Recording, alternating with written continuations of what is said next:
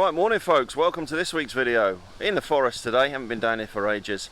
Autumn is upon us. We're going to be taking a look today at a new purchase, a new bag. That's if the weather holds out, because it's now starting to rain. So we'll head further down to the forest and I'll catch you then.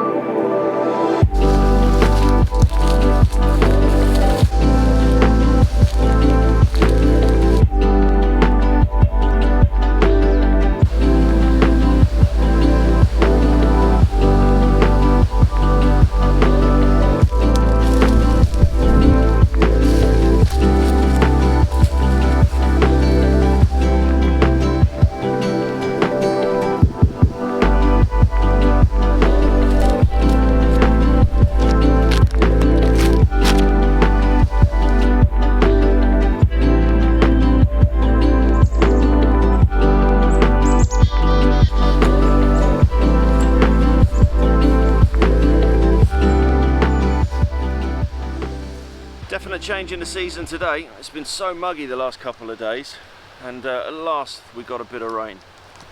But yeah, you can definitely feel a change in the season.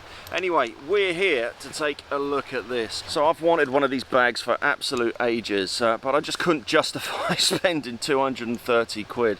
So this is pre-loved. This is the older model that we've got here. So this was picked up off Vinted for about just over 100 quid, I think it was. So yeah, this is the older model. You can see by the straps on the front here, but I prefer the straps like this. I like the leather. But yeah, it's quite an expensive bag to buy brand new, but as with any of Fjällräven's kit, this is the sort of stuff that you're going to buy and it's going to last pretty much, probably outlive me, to be perfectly honest.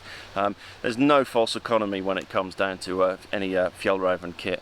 Right, so let's just take a look at some of the features that it's got. So as you can see from the bag, the actual lid is a flip-top lid here, and it's secured on the front of the bag with these two leather straps. Now this is the older model that we've got here. The newer model is secured slightly different to this, but to be perfectly honest, I like the style of the leather on the front there.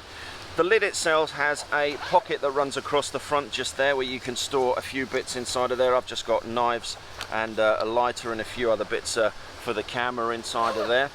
On the back of the lid, you've got the stuff pocket for the waterproof cover on there, which is closed by a zip here. So as today it's been raining, you can just pull out the cover and bring the cover over the top just to stop the seat from getting a bit wet there. Right, so once you open the top of the bag there, you've got this snow lock around the top of the bag that you can just open up, and then on the top there you've got this really comfortable seat that opens up like so, and that sits on top of the metal frame. Now it's not a four-piece like a box metal frame within the bag itself. It's literally two bars that run down your back here and then two bars that come across the top. So I wouldn't want to put excessive amounts of weight on it. It will hold my weight easily. Right, so accessing the top of the bag by the flip-top seat here, you don't have a great deal of space to actually push your kit down inside of this bag. So if you've got like a little gear pouch inside of there that's got, you know, sort of hard items inside of it, it might be quite difficult to actually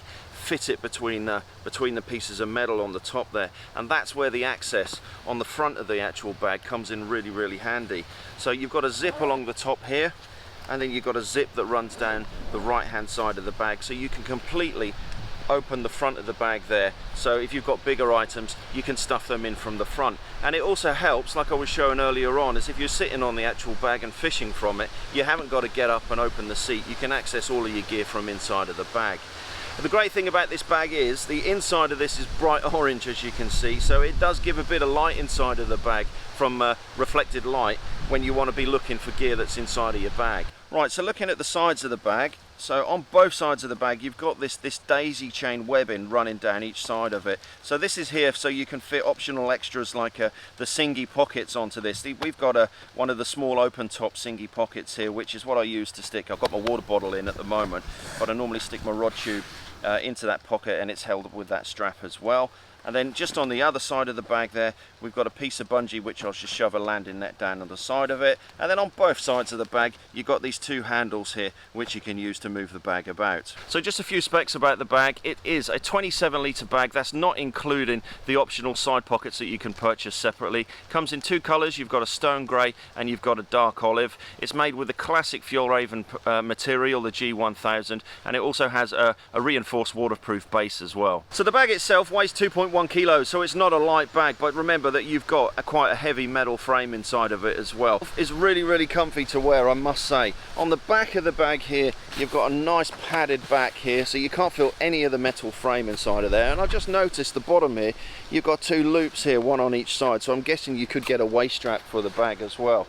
So these shoulder straps, they're padded as well, and then you've got your little chest strap that is adjustable depending on your size, with a little whistle on it as well. Come back, dog.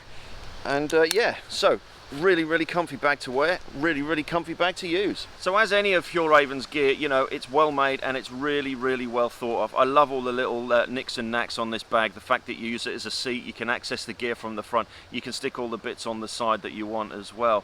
You know, Fjallraven gear comes with a bit of a price tag, and there's a reason for that, because it's really well made and well thought of. But some people, they buy these things and then they don't want them. That's where you want to be looking for second-hand stuff. There's a group on Facebook, I'll stick a link in the description below, which is a Fjallraven gear exchange, and also Vinted is a really good place to look for Fjallraven gear. And buying second-hand Fjallraven gear, you know, the stuff is made to last a lifetime, so it's not going to you're going to do well if you buy a piece of second-hand Fjallraven gear. So there we go, guys. That is just a short little look at this Fjallraven Stubben that I've managed to pick up second-hand. It is an absolute fantastic bag, and it's so suited for people like myself that come out into the woods on a day, swap your gear over for the next day, and head out for a day's fishing. I'll stick a link in the description below to this product on the Fjallraven website, and also I'll stick a link to the second-hand Fjallraven Gear Exchange Facebook page as well. Thank you for watching this week's video. We're going to head back to the van and have breakfast in the van because the weather's now on the turn, and we'll catch you next week on the next one.